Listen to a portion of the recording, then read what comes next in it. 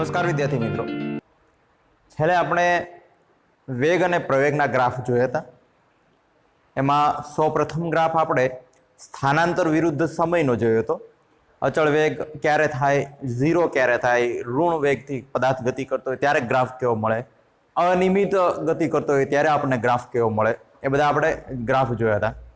પછી આપણે પ્રવેગનું મેળવ્યું તો પ્રવેગનો ગ્રાફ મેળવવા માટે શું કર્યું હતું, વેગ વિરુદ્ધ સમયનો ગ્રાફ આપણે મેળવ્યો હતો. વેગ વિરુદ્ધ સમયનો ગ્રાફ મેળવો તો આપણને પ્રવેગના ગ્રાફ મળતા હતા. અચળ પ્રવેગ ક્યારે કહેવાય, ઝીરો પ્રવેગથી પદાર્થ ગતિ કરતો હોય તો ક્યારે કહેવાય, અને ઋણ પ્રવેગ અને ધન દિશામાં પદાર્થ ગતિ કરતો હોય તો ક્યારે કહેવાય, આપણે જે છે ગ્રાફની અંદર આપણે જોયું હતું. હવે અહીંયા ખાસ અગત્યનો આપણે ટોપિક લેવા જઈ રહ્યા છીએ. તમે ધોરણ 9ની અંદર તો ભણી જ ગયા છો, પણ અહીંયા જે આપણને 3 સ્થાનાંતરના સમીકરણો મળશે. નિયમિત વેગ અથવા અચળ વેગથી ગતિ કરતા સુરેખ પથ પર અચળ વેગથી ગતિ કરતા પદાર્થો હોય તો એના માટે સ્થાનાંતર અને વેગ સાથેનો સંબંધ, સ્થાનાંતર અને પ્રવેગ સાથેના સંબંધના 3 સમીકરણો અહીંયા આપણને મળવાના છે. ખૂબ જ અગત્યના છે. 3 સમીકરણો આપણને નીટની અંદર તો ખૂબ જ ઉપયોગી થશે, અને આ 3 સમીકરણો પરથી જા બધા MCQ છે જે આપણને ઉપયોગી થશે. હવે અહીંયા પ્રથમ સમીકરણ આપણે મેળવવા જઈએ તો જો આ ગ્રાફ પહેલા હું તમને સમજાવી દઉં. આ ગ્રાફ છે પદાર્થ જ્યારે અચળ પ્રવેગથી ગતિ કરતો હોય ત્યારે. અચળ પ્રવેગથી ગતિ કરતા પદાર્થ માટે આપણે આ પ્રકારનું કંઈક ગ્રાફ જોયો હતો. શું હતું? વેગ વિરુદ્ધ સમયનો ગ્રાફ હતો કે નહીં?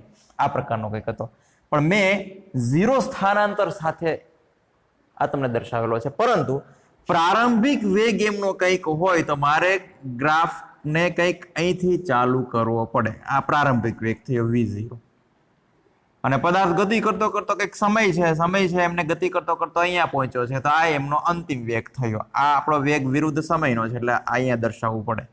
આ પ્રારંભિક થયો અથવા V1 ને V0, V1 અને V2 એમ પણ નામ આપી શકો, તમે કોઈ પણ નામ આપી શકો.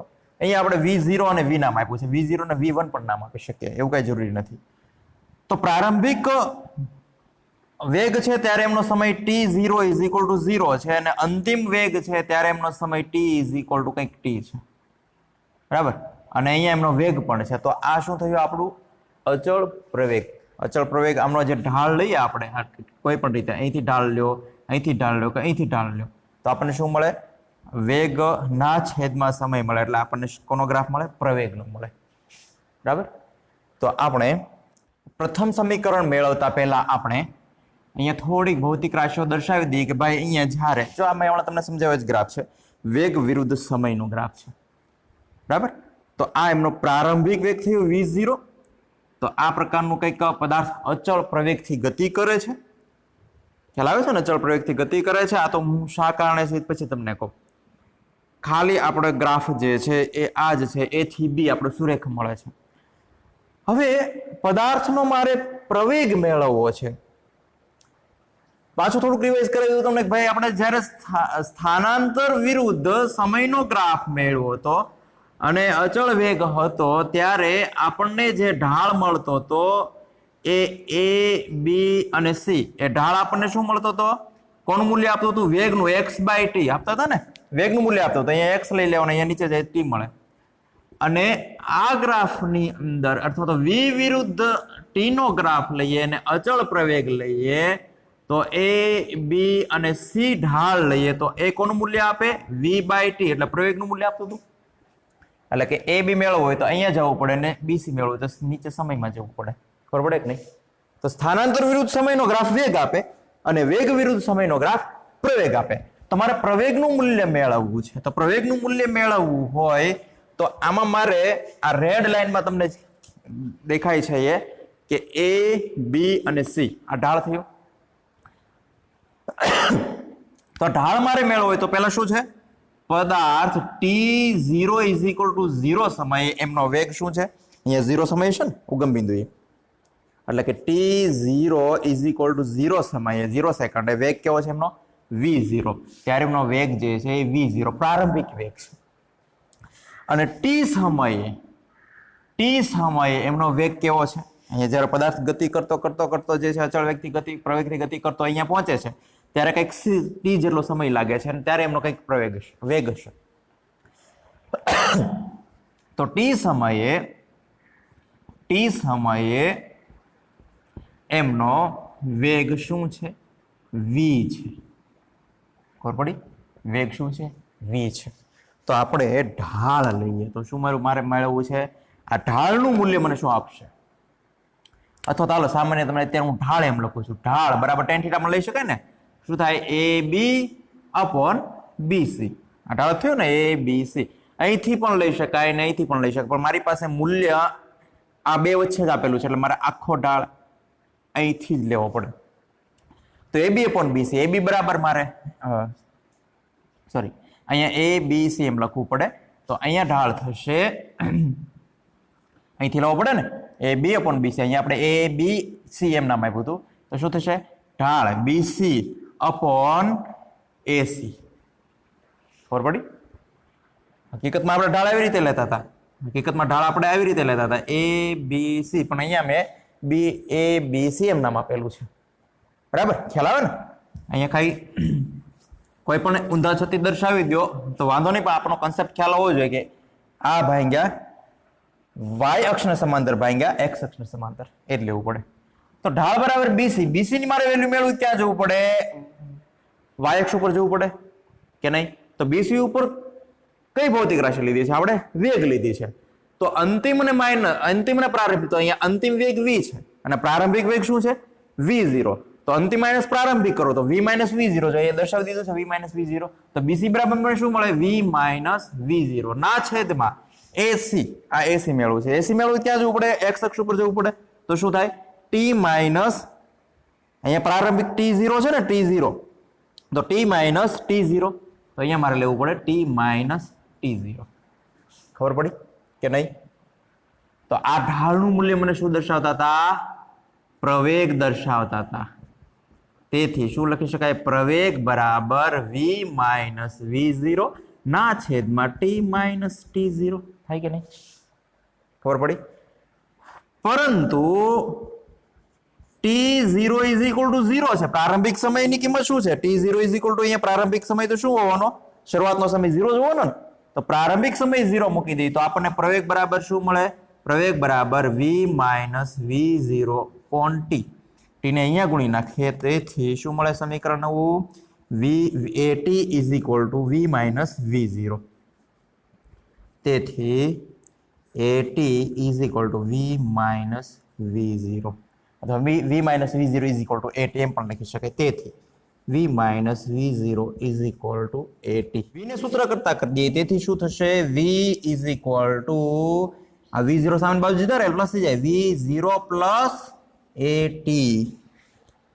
હા, ખાસ અગત્યનું સમીકરણ ભૂલવાનું નથી, યાદ રાખવાનું છે. સમીકરણ 1 ખબર પડી કે નહીં? v is equal two v0 plus at. આ વેગ v0 પ્રારંભિક વેગ અને v અંતિમ વેગ અને એ જે છે પ્રવેગ વચ્ચેનો સંબંધ દર્શાવતું સમીકરણ છે. બરાબર? નેક્સ્ટ આપણે જોઈએ, હવે આપણે સ્થાનાંતર વચ્ચેનો સંબંધ દર્શાવતું સમીકરણ લેવું છે. અહીંયા હું એક અંદર લઈ લઉં, પ્રવેગ બરાબર v માઇનસ v0 ના છેદમાં t માઇનસ t0. બરાબર? અથવા BC અપોન AC. હવે હું અહીંયા બીજું દર્શાવી દઉં, સ્થાનાંતર. હવે જો આ જે અચળ પ્રવેગ છે પદાર્થ એ થી બી ગયો છે ત્યારે એમને કેટલું સ્થાનાંતર કર્યું છે આપણે મેળવવું છે. અહીંયા આપણે વેગ વિરુદ્ધ સમયનો ગ્રાફ આપણને દર્શાવેલો છે, તો જો આ ઢાળ મેળવી લઈએ તો પ્રવેગ મળવાનો, અને સ્થાનાંતર અને વેગ ને પ્રવેગ સાથેનો સંબંધ મેળવવો હોય તો શું કરવું પડે? ખાસ વસ્તુ યાદ રાખવાની, આવા MCQ પણ ઘણી વખત આવી શકે કે આ ગ્રાફ અથવા તો અચળ વેગ દરમિયાન પદાર્થે જેટલું આ ક્ષેત્રફળ જેટલું ઘેરાય છે, બરાબર, એમનો પ્રારંભિક વેગ કંઈક એટલો છે. ભલા અહીંયા 0 થી એમને ચાલુ નથી કર્યું, કંઈક અહીં ભાઈ 10 મીટર પર સેકન્ડ થી ચાલુ કર્યું છે એમને વેગે, બરાબર, ત્યાંથી અચળ વેગ છે એમનો, ત્યાં સુધી એમને આપણે 0 જ છે. તો ત્યાંથી એમનો અચળ વેગ આ છે, તો અહીંયા દરમિયાન એને આ ગ્રાફની અંદર કેટલું ક્ષેત્રફળ ઘેરાય છે, તો આટલું આખું જ ઘેરાય છે. હવે આ તમને કલર માર્કનો ઉપયોગ સમજાય છે. તો કેટલું ક્ષેત્રફળ છે? O A B C D O. આટલું આખું અહીંયા ત્રિકોણ ને અહીંયા ચોરસ અથવા લંબચોરસ, આટલું ક્ષેત્રફળ ઘેરાય કે નહીં? કેટલું? તો એક કોણ કોણ આમાં ભાગમાં આવી જશે? તો આ ક્ષેત્રફળ આપણે લઈ લઈએ, ત્રિકોણનું ક્ષેત્રફળ પ્લસ લંબચોરસનું ક્ષેત્રફળ. તો આ ક્ષેત્રફળ લઈ લઈએ અને એનું મૂલ્ય આપણને જે મળે એ શું મળશે? આપણને સ્થાનાંતરનું મૂલ્ય. ખાસ ધ્યાન રાખવાનું, જો ઢાળ લ્યો, વેગ વિરુદ્ધ સમયનો ગ્રાફ હોય, ઢાળ લ્યો તો પ્રવેગ આપે, અને આ ઘેરાયેલું ક્ષેત્રફળ તમે લ્યો તો એ શું? આ ઘેરાયેલું ક્ષેત્રફળ લ્યો એટલે આ ત્રિકોણ હોય તો ત્રિકોણનું ક્ષેત્રફળ શું થાય? 1/2 પાયો ગુણ્યા વેગ. ક્ષેત્રફળ લ્યો તો સ્થાનાંતરનું મૂલ્ય આપે. સેમ એવી રીતે વેગની અંદર પણ સ્થાનાંતર વિરુદ્ધ સમયનો ગ્રાફ લઈએ તો સ્થાનાંતર વિરુદ્ધ સમયનો ગ્રાફ લ્યો તો એમની અંદર જે તમને ઘેરાયેલું ક્ષેત્રફળ મળશે એ શેનું મૂલ્ય આપશે? સ્થાનાંતરનું. બરાબર? જો કે એની અંદર સ્થાનાંતર આપણે ઓલરેડી આપી દીધેલું જ છે. તો અહીંયા આપણે જોઈએ તો સ્થાનાંતર મારે મેળવવું છે, તેથી સ્થાનાંતરનું મૂલ્ય મેળવવું છે. તો શું થાય? O A B C D O નું ક્ષેત્રફળ. તો આ ક્ષેત્રફળ મેળવવું શું થાય? સ્થાનાંતરને x વડે દર્શાવી શકાય. તો જો આને આપણે બે ભાગમાં વહેંચી દઈએ. કોનું ક્ષેત્રફળ પહેલા લઈએ? O A C D નું ક્ષેત્રફળ. લંબચોરસ O A C D નું ક્ષેત્રફળ પ્લસ કોનું ક્ષેત્રફળ? ત્રિકોણ A B C નું ક્ષેત્રફળ. A B C નું ક્ષેત્રફળ. ખબર પડી કે નહીં? તો લંબચોરસનું ક્ષેત્રફળ મેળવવું હોય તો શું કરવું પડે? લંબાઈ ગુણ્યા પહોળાઈ કરી નાખીએ. તો ભાઈ લંબાઈ એટલી છે, પહોળાઈ એટલી છે, તો એમનું ક્ષેત્રફળ શું મળે? લંબાઈ કેટલી થઈ? 0 થી t, એટલે લંબાઈ શું થઈ? t થઈ, અને પહોળાઈ શું થઈ? અહીંયા 0 થી v0, એટલે v0 થયું. તો સ્થાનાંતર x v0 into t થાય કે નહીં? બરાબર? લંબાઈ ગુણ્યા પહોળાઈ કરો, પહોળાઈ ગુણ્યા લંબાઈ કરો. આપણને ક્ષેત્રફળ આ ગ્રીન માર્કર ની અંદર જે દર્શાવે છે ને, તમને આ ગ્રીન માર્કરમાં દર્શાવ્યું છે ને, એમનું ક્ષેત્રફળ મળશે. ખબર પડી કે નહીં?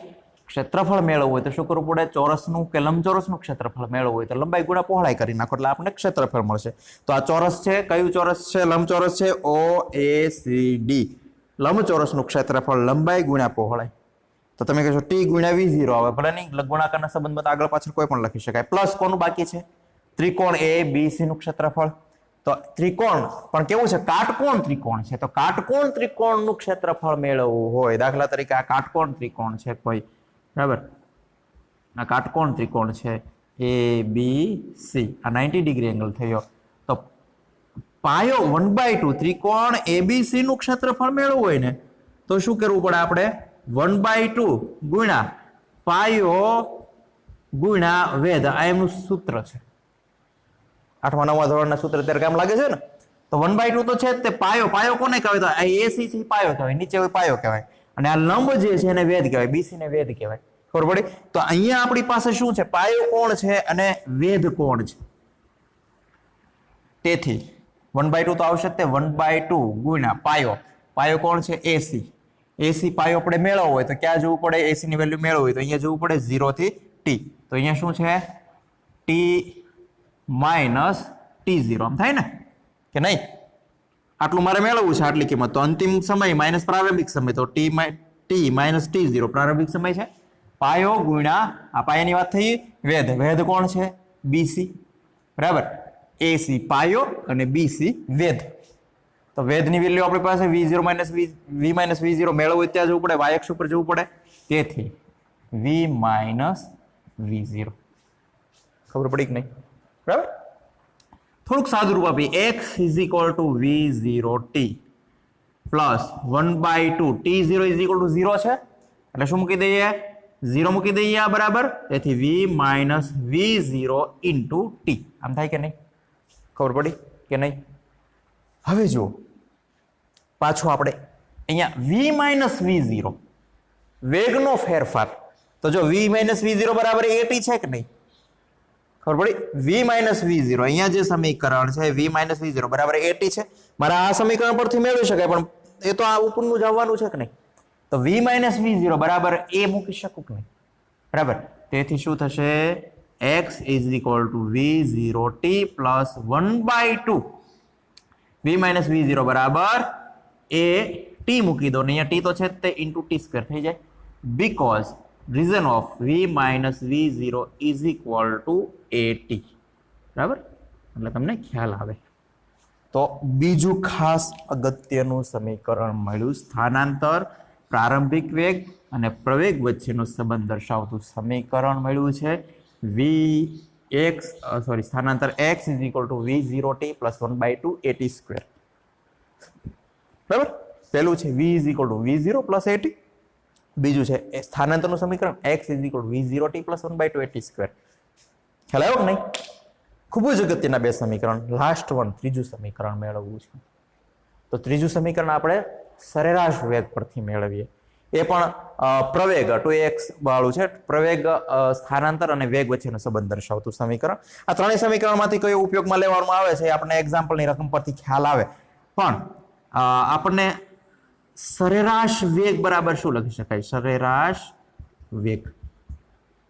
તો સરેરાશ વેગ v બરાબર, હાલો હું તમને એમ કહું કે ભાઈ બે વેગ આપણને આપેલા છે, v1 2 મીટર પર સેકન્ડ અને v2 એ આપણને આપેલો 4 મીટર પર સેકન્ડ. આવો આપણને વેગ આપણને આપેલો છે. બરાબર, તો આ વેગનો સરેરાશ વેગ મેળવો, તો વેગનો સરેરાશ મેળવો શું કરવું પડે? v is equal two v1 plus v2 ભાગ્યા 2.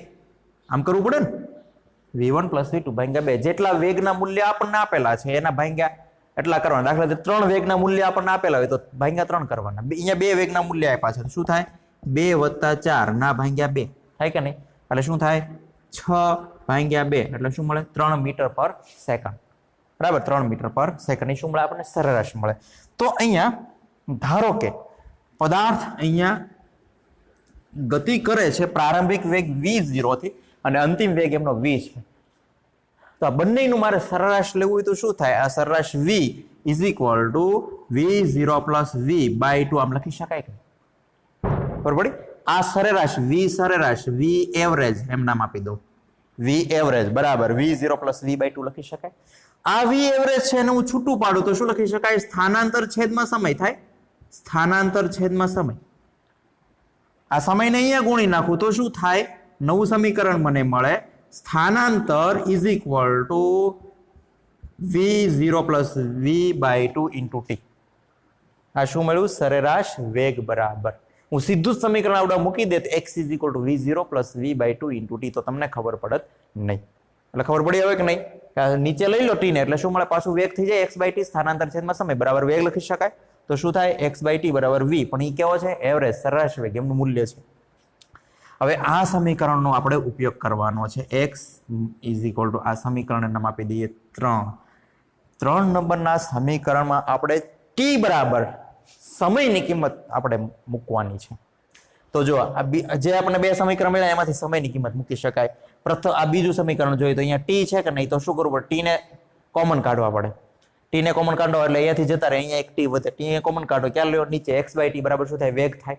તો v બરાબર શું વધે? v0 plus 1/2 at. તો આ t ને સૂત્ર કરતા કરવા પડે. પછી અહીંયા v માઇનસ આ v ને આ બાજુ લાવવો પડે, v minus v0 is equal two at. પછી t ને સૂત્ર કરતા a નીચે આવે, એવું બધું થાય. બહુ માથાકૂટ વાળું રહે. એટલે આપણે પેલું સમીકરણ જોઈએ. જો આને t ને સૂત્ર કરતા કરી નાખો એટલે સીધું થઈ જાય. આવીને આ બાજુ લઈ લો એટલે v minus v0 is equal two at થાય. t ને સૂત્ર કરતા કરો એટલે t ઇઝ ઇક્વલ ટુ શું થાય? v minus v0 upon a. ખબર પડી કે નહીં? તો સમીકરણ 1 નો ઉપયોગ કરીએ. તેથી સમીકરણ 1 પરથી શું થશે? સમીકરણ 1 પરથી થશે v minus v0 is equal two at. તેથી t is equal two v minus v0 upon a. ખબર પડી કે નહીં? સમીકરણ 1 પરથી આપણે સમીકરણ 4 નામ આપી દઈએ, 4 મેળવ્યું. v ને આ બાજુ લે, ડાબી બાજુ લાવી નાખ્યા એટલે v minus v0 is equal two at. v minus v0 is equal two at. અને t આપણે સમીકરણ 3 ની અંદર t ની કિંમત મૂકવા છે. t ને સૂત્ર કરતા કરો એટલે v માઇનસ v0 ના છેદમાં a આવી જાય કે નહીં? બરાબર, આપણો જવાબ હવે મળી જશે. શું મળશે? સમીકરણ 4 ની કિંમત સમીકરણ 3 માં મૂકી દો. સરેરાશ વેગ પરથી, બરાબર. અહીંથી આપણો એક ટોપિક બદલી ગયો છે. તો સમીકરણ 4 ની કિંમત સમીકરણ 3 માં મૂકતા, તેથી સમીકરણ 4 અને અથવા તો 3 અને સમીકરણ 3 અને 4 પરથી શું થાય? કિંમત મૂકવો જોઈએ. આ ટી બરાબર કિંમત મૂકવો જોઈએ અહીંયા. તેથી શું થશે? x સ્થાનાંતર is equal two v0 plus v ના છેદમાં 2 ઇન્ટુ ટી બરાબર શું મૂકવાની છે? v minus v0 by a. v minus v0 by a મૂકી શકાય કે નહીં? અહીંયા સરવાળાનો સંબંધ છે તો v પ્લસ v0 એમ લઈ લો, બરાબર. v પ્લસ v0 લઈ લો, સરવાળા સંબંધમાં આગળ પાછળ લખી શકાય ને. હવે જુઓ, v plus v0 into v minus v0 થાય ને. આ છેદમાં 2a ગુણી નાખીએ, આમ થઈ શકે. x બરાબર v plus v0 into v minus v0 ના છેદમાં 2a. ખબર પડી કે નહીં? તો આપણી પાસે એક ધોરણ 9 નું સમીકરણ, 8માનું સમીકરણ આવી રીતે કંઈક હતું કે a plus B into a minus B હોય તો આમ લખી શકાય a square minus B square. તો અહીંયા એવું મળે a plus B into a minus B મળે ને. તો શું લખી શકાય? x is equal to V square minus v0 square upon V square minus, થોડું નીચે લઈ લઉં, x is equal to V square minus v0 square upon 2a. 2a ને અહીંયા લઈ લઈએ એટલે ફાઇનલ સમીકરણ મળે 2ax is equal to V square minus v0 square. ખૂબ જ અગત્યનું સમીકરણ. પ્રવેગ, સ્થાનાંતર, પ્રારંભિક વેગ અને અંતિમ વેગ આ બધા સાથેનો સંબંધ દર્શાવતું સમીકરણ આપણને મળે છે. નામ આપી દઈએ સમીકરણ 5. 5મું સમીકરણ આપણને મળે છે. સમીકરણ 1, 2 અને 5 આપણને કોઈ પણ રીતે યાદ રાખવા પડે. બરાબર પડી? આ સમીકરણ 1, 2 અને 5 ને વ્યાપક રીતે જો અહીંયા હું દર્શાવી દઉં છું. વ્યાપક રીતે કેવી રીતે લખી શકાય કે ભાઈ t0 ઇઝ ઇક્વલ ટુ 0 હોય અને ત્યારે એમનો વેગ v0 હોય, t0 ઇઝ ઇક્વલ ટુ 0 હોય અને ત્યારે એમનો વેગ પ્રારંભિક વેગ v0 હોય અને સ્થાનાંતર t0 એ પ્રારંભિક સ્થાનાંતર x0 હોય, બરાબર. x0 હોય, પ્રારંભિક સ્થાનાંતર હોય તો x0 નામ આપી દેવાનું, અંતિમ સ્થાનાંતર હોય તો x નામ આપવાનું. પ્રારંભિક વેગ હોય તો v0 નામ આપી દેવાનું, અંતિમ વેગ હોય તો v નામ આપવાનું. હંમેશા પ્રારંભિક સ્થાનાંતર મોટા ભાગે ના કિસ્સામાં 0 લેવાનું થશે અને પ્રારંભિક વેગ પણ મોટા ભાગના કિસ્સામાં આપણે 0 લેવાનું થશે, બરાબર. તો પ્રથમ સમીકરણ આપણું છે v is equal two v0 plus at. બીજું સમીકરણ છે સ્થાનાંતર વાળું. તો જો અહીંયા સ્થાનાંતરનો તફાવત મારે દર્શાવી શકાય x માઇનસ x0. અહીંયા સ્થાનાંતર મારે લેવું હોય તો અંતિમ માઇનસ પ્રારંભિક કરવું પડે ને. કંઈક સ્થાનાંતર મારે દર્શાવવું છે આમનું, તો અંતિમ માઇનસ પ્રારંભિક કરવું પડે તો સ્થાનાંતર મળી શકે કે નહીં. તો આ સ્થાનાંતરનો તફાવત દર્શાવી શકાય તો x માઇનસ x0. તો અહીંયા x0 ને સામેની બાજુ લીધા તો શું મને નવું સમીકરણ મળે? વ્યાપક સ્વરૂપે વાત કરું છું. x is equal two x0 plus v0t plus at 1/2 at square 1/2 at square આવી ગયું. v0t plus 1/2 at square. શું કર્યું? કાંઈ નહીં, ખાલી શું લીધું? પ્રારંભિક સ્થાનાંતર એમને મેં એડ કરી દીધું છે. આ સમીકરણ મળ્યું એમાં પ્રારંભિક સ્થાનાંતર x0 એડ કરી દીધું છે. પરંતુ આ કઈ મૂંઝાવાની જરૂર નથી. અહીંયા મોટા ભાગે એ પ્રારંભિક સ્થાનાંતર આપણે જો ઉગમ બિંદુથી ચાલુ થતો હશે પદાર્થની ગતિ તો 0 આવશે. અને ત્રીજું સમીકરણ આપણું છે 2ax. અહીંયા x છે ને ત્યાં શું લઈ લો? સ્થાનાંતરનો તફાવત x માઇનસ x0 is equal to V square minus v0 square. તો આ 3 સમીકરણ ફાઇનલ સમીકરણ આપણા આ થયા. ખબર પડી કે નહીં? કેવી રીતે એ આવ્યું છે આ જે છે એ, હા તમને એક બીજી વાત કરી દઉં. નિયમિત પ્રવેગી ગતિના સમીકરણોમાં અહીંયા લખ્યું છે આલેખની રીતે. કારણ કે બીજી રીત હોય તો લખેલું હોય ને આપણને. તમે ધોરણ 9 ની અંદર તમે જોયું હતું તો એ આલેખની રીતે જ જોયું હતું. હજી એક રીત છે, એ છે કલનશાસ્ત્રની રીતે એટલે કે સંકલનનો ઉપયોગ કરીને આપણે આ જ સમીકરણો મેળવી શકાય. કદાચ હું તમને એ પેલું નીચે મેથેમેટિક્સ સ્ટેપ ગણીને તમને એવો વિડીયો અપલોડ કરી દઈશ. પરંતુ આ આપણું ખાસ અગત્યના સમીકરણ છે આલેખની રીતે. તમે કોઈ પણ જગ્યાએ જશો તો આ સ્થાનાંતરના 3 સમીકરણો આવશે. એન્જિનિયરમાં જશો કે પછી ક્યાંય બીએસસીમાં જશો તો આ 3 સમીકરણો આવશે જ. અને આને રિલેટેડ ઝાઝા બધા MCQ છે. બરાબર? તો આ 3 સમીકરણો માંથી એક સમીકરણ ઉપયોગ ક્યાં કરવો એ આપણને રકમમાં કઈ વસ્તુ આપણને આપેલી છે. વેગ આપેલો છે, પ્રયોગ આપેલો છે, પ્રારંભિક વેગ આપેલો છે, પ્રારંભિક વેગ આપેલો છે, પ્રારંભિક પ્રયોગ આપેલો છે, પ્રયોગ આપેલો છે કે અંતિમ વેગ આપેલો છે. તો આવા બધા જ ભૌતિક રાશિ જોઈ અને પછી આપણે આમાં 3 માંથી કોઈ પણ એક સમીકરણને લઈ શકો છો. ઓકે, આશા રાખું છું તમને સમજાણું હશે અને આને રિલેટેડ આપણે એક્સરસાઇઝ જે છે એ જોશું. Okay, best reading, have a good day, thank you.